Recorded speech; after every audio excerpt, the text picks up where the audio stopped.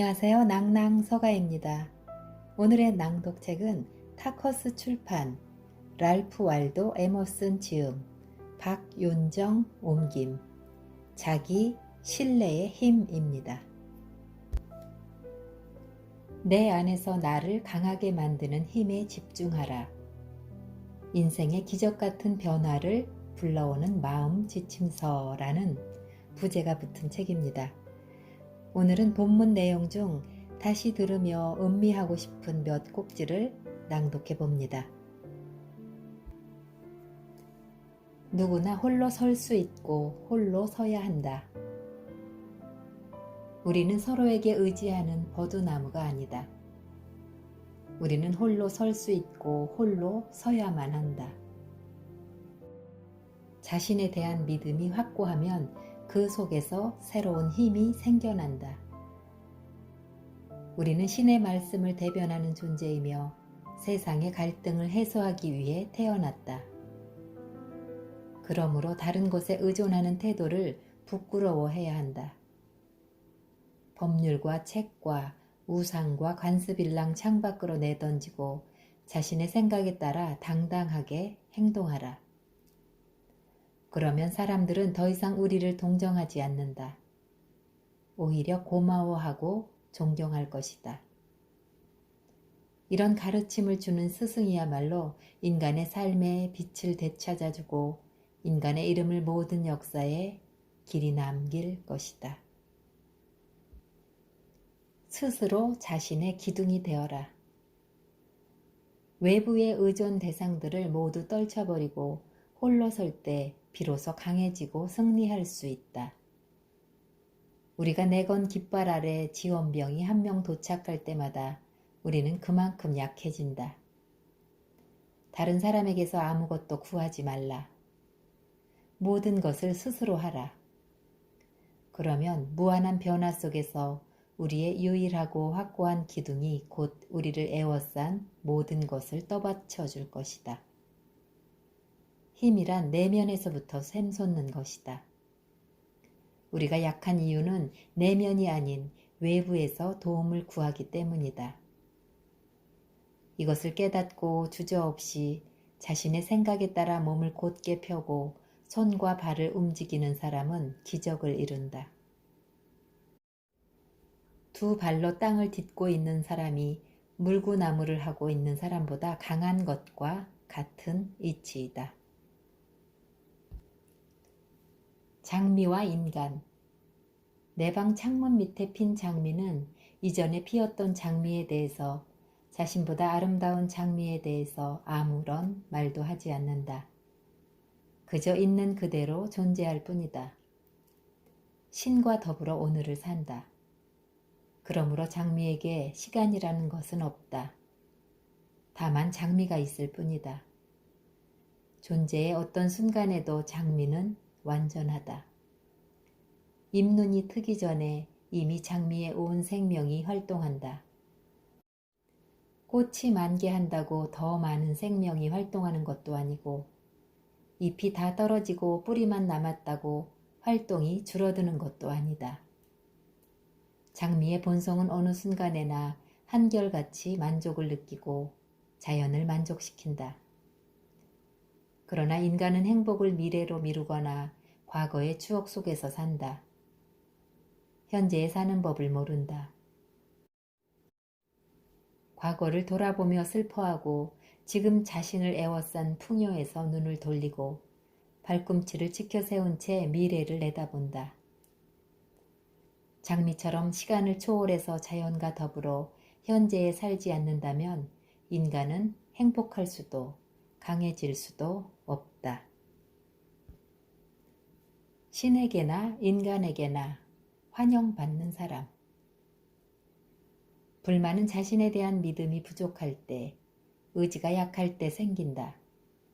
후회나 미련으로 재난에 빠진 자를 구할 수 있다면 얼마든지 그렇게 하라. 그러나 그럴 수 없다면 차라리 자신의 일에 열중하라. 그러면 불행은 사라지기 시작한다. 동정도 마찬가지이다. 울고 있는 사람을 보면 우리는 어리석게도 돕는답시고 그에게 다가가 함께 운다. 감동적인 자극으로 진실과 건강한 정신을 일깨워주고 다시 한번 자신의 이성과 소통하게 해줄 생각은 안 하고 말이다. 행운의 비밀은 우리 손 안에 있다. 스스로를 돕는 사람은 신에게나 인간에게나 영원히 환영받는다. 그에게는 모든 문이 활짝 열려 있다. 모두가 그에게 환영의 말을 던지고 영예를 선사한다. 모두가 부러운 눈으로 그를 쳐다본다. 세계는 그대를 위해 존재한다. 모든 영혼은 스스로 하나의 집을 짓는다. 자신의 집 저편의 세계를, 세계 저편의 하나의 천국을 구축한다. 세계가 그대를 위해 존재함을 알라. 우리는 대체 어떤 존재인가? 우리가 알 수 있는 건 오직 이것뿐이다. 아담이 가졌던 모든 것, 시저가 했던 모든 일을 우리도 가질 수 있고 할 수 있다. 아담은 하늘과 땅을 자신의 집이라 하고 시저는 로마를 자신의 집이라 했다.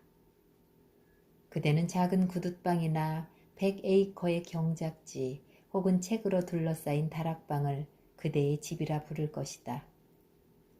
근사한 이름은 없어도 그대의 영토는 아담이나 시저의 영토만큼 훌륭하고 조금도 부족하지 않다. 그러니 그대 자신의 세계를 구축하라. 그대 마음속에서 일어나는 순수한 생각에 삶을 맞추는 순간 그대의 세계가 드넓게 펼쳐질 것이다.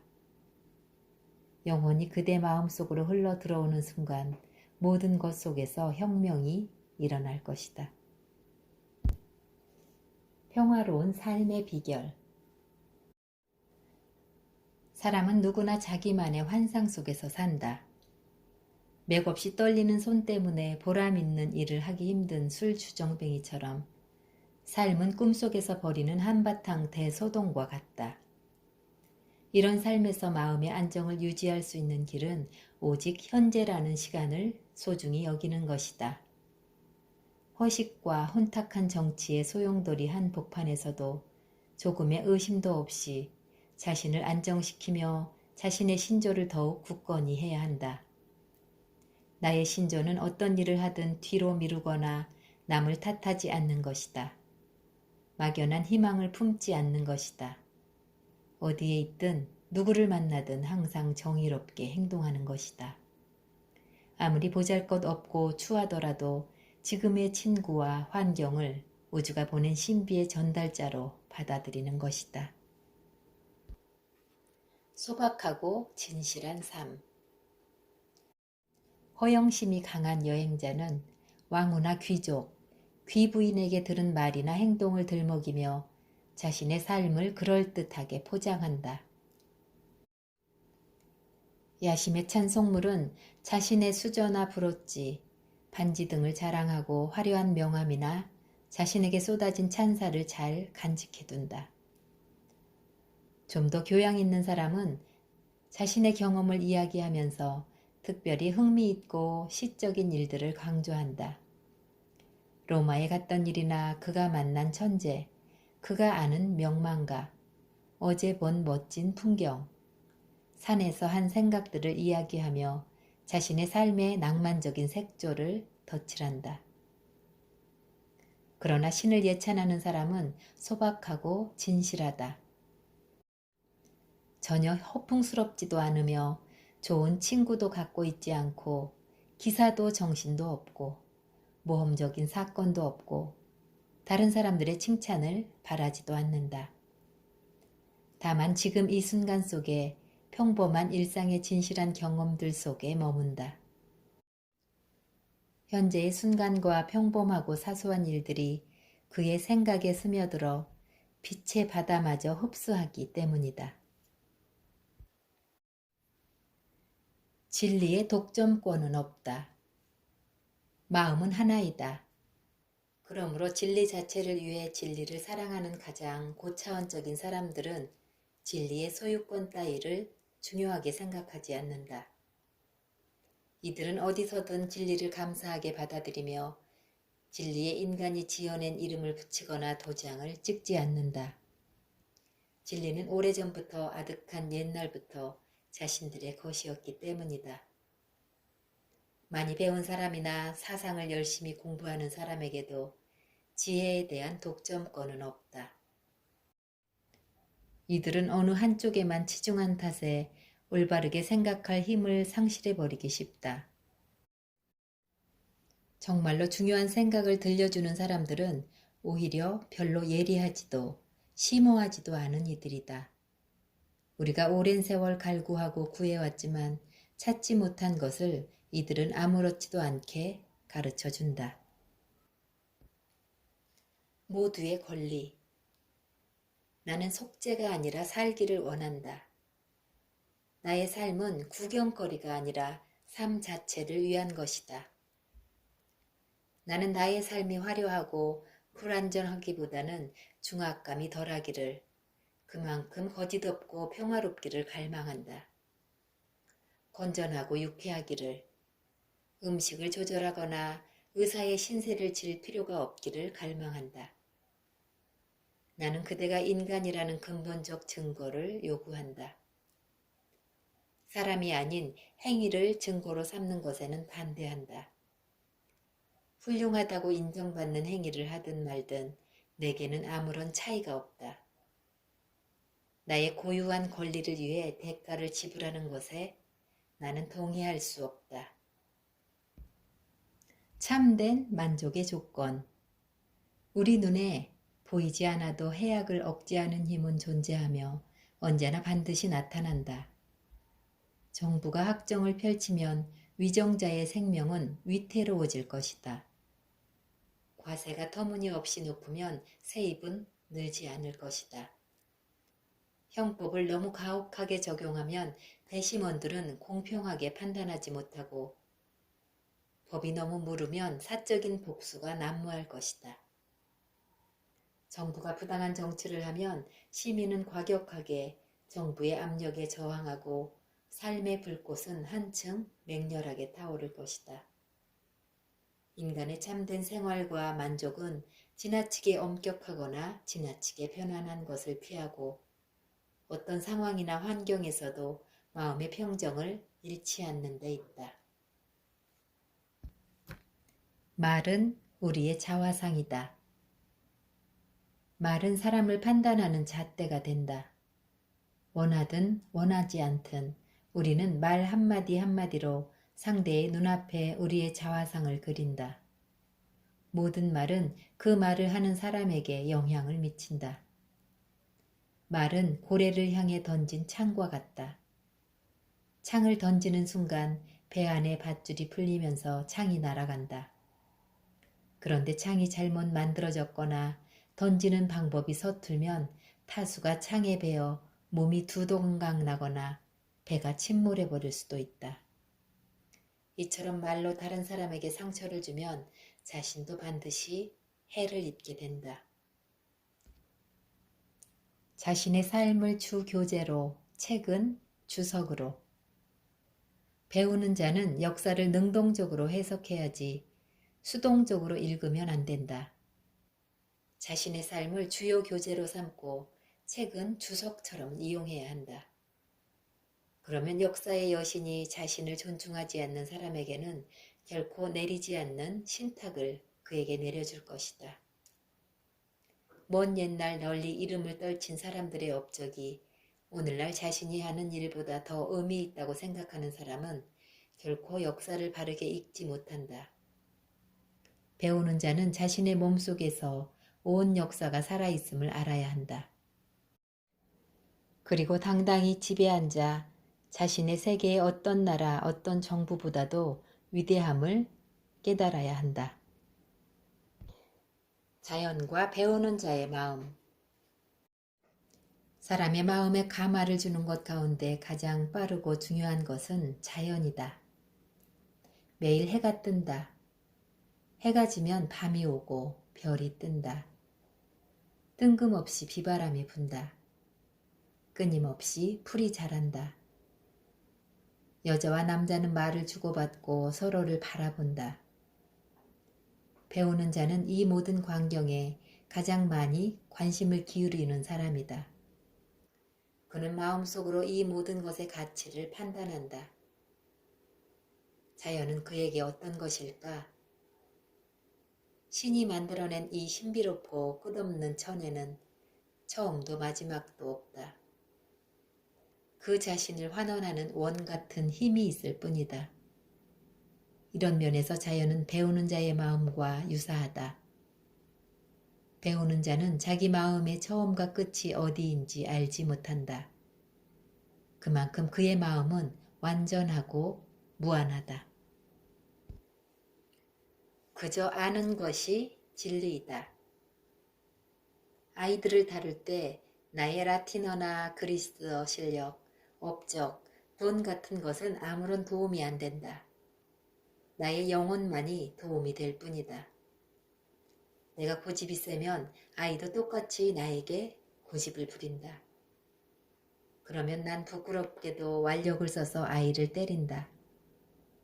하지만 내가 고집을 버리고 영혼의 소리에 따라 움직이고 영혼을 둘 사이의 심판관으로 삼으면 아이의 눈에서도 똑같이 영혼이 빛난다. 나와 더불어 존경과 사랑으로 충만해진다. 우리는 진리와 마주하면 즉시 그것이 진리임을 알아차린다. 회의적이거나 냉소적인 사람들이 뭐라 하든 신경 쓰지 않는다. 어리석은 사람들은 듣기 싫은 소리를 들으면 이렇게 묻는다. 그것이 진리라는 것을, 당신 말이 맞다는 것을 어떻게 알지요? 그러나 진리를 보면 그것이 단순한 의견이 아니라 진리임을 안다. 눈을 떴을 때 자신이 눈을 뜨고 있음을 아는 것처럼. 영혼의 능력이 주인이다. 몽상과 후회, 열정, 경악의 순간에 일어나는 일을 깊이 생각해 보면 이따금 우리가 가면을 쓰고 나타나는 꿈의 교훈을 잘 곱씹어 보면 자연의 비밀을 분명하고 폭넓게 알려주는 여러 가지 암시를 발견할 수 있다. 결국 모든 것은 인간 내면의 영혼이 하나의 기관이 아니라 다른 모든 기관에 생기를 불어넣고 작동시켜주는 것임을 보여준다. 영혼이 기억력이나 계산력, 비교력 같은 능력이 아님을, 그 모든 능력을 손이나 발처럼 이용하는 것임을 말해준다. 영혼이 하나의 능력이 아니라 빛임을, 지능이나 의지가 아니라 지능이나 의지를 부리는 존재임을, 모든 것을 포용하는 존재의 기관임을 알려준다.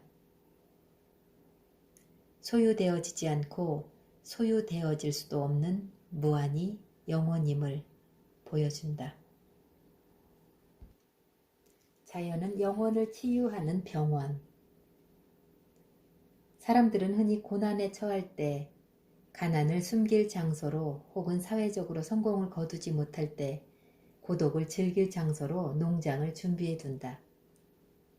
사업에 실패해서 파산한 사람들, 법정이나 의회에서 굴욕을 당한 사람들, 게으름과 쾌락의 희생자들이 얼마나 많은 농장으로 시선을 돌렸던가.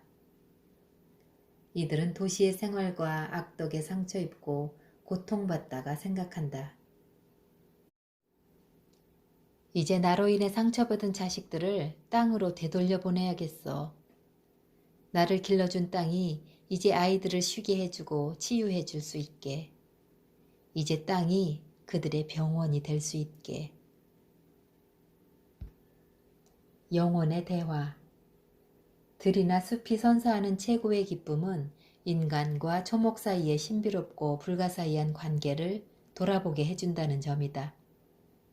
그 속에서 나는 고독하지도 무시당하지도 않는다. 초목은 내게 고개를 끄덕이고 나도 고개 숙여 인사한다. 폭풍의 나뭇가지가 흔들리는 모습은 새롭고도 익숙하다. 야생에서는 이미 알던 것들도 다시금 나를 놀라게 하고 새로운 감흥을 준다. 이런 기쁨을 만들어내는 힘은 자연이 아니라 우리 마음속에, 자연과 우리의 조화 속에 존재한다. 하지만 이런 기쁨을 만끽하려면 마음을 잘 다스려야 한다. 자연은 매 순간 서로 다른 영혼의 표정들을 담아내기 때문이다. 재난으로 괴로워하는 사람에게는 자기 집 화롯불도 슬프게 느껴진다. 가까운 친구와 막 사별한 사람에게는 어떤 아름다운 풍경도 초라하게 여겨진다. 위대한 하늘도 그 가치를 느끼지 못하는 사람의 머리 위에 있을 때는 그 위엄이 줄어든다. 몸과 마음을 위한 약. 말 못하는 나무들이 함께 살자고 재미없고 사소한 일들로 가득 찬 일상일랑 버리라고 우리를 설득한다. 자연에서는 어떤 역사도 어떤 교회도 어떤 국가도 거룩한 하늘과 영원한 시간을 방해하지 못한다. 우리는 얼마든지 자유롭고 자연의 열린 풍경 속으로 걸어 들어갈 수 있다. 새로운 경치와 꼬리를 물고 이어지는 감흥에 빠져 집 생각은 점점 마음 밖으로 밀려나고 모든 기억은 현재라는 군주에 의해 사라져버린다. 이렇게 우리는 당당하게 자연의 인도를 받는다. 이런 황홀경은 몸과 마음의 건강에도 좋다. 정신을 맑게 해주고 상처를 치유해준다. 이것이야말로 자연이 주는 다정하고 소박한 즐거움이다. 덕분에 우리는 다시 자기를 회복하고 만물을 구성하는 본질적인 것들과 가까워진다. 자연과 함께하는 삶. 자연의 신비를 알고부터 나는 많은 것을 배우고 있다. 이제는 쾌락에 빠질 수 없으리라는 것을, 다시는 인간이 만들어낸 하찮은 것들을 갖고 놀 수 없으리라는 것을, 이미 사치스럽고 까다로운 사람이 되어버렸음을, 더 이상 우아하지 않은 삶을 살 수 없으리라는 것을, 시골 사람들이야말로 내가 여는 축제의 주인공이 되리라는 것을, 그들이야말로 최고의 것을 알고 있다. 이 땅에 얼마나 많은 아름다움과 미덕이 있는지를 이해하고 이런 매력에 다가갈 줄 아는 사람들이다. 시골 사람들이야말로 진정으로 부유하고 고귀한 이들이다.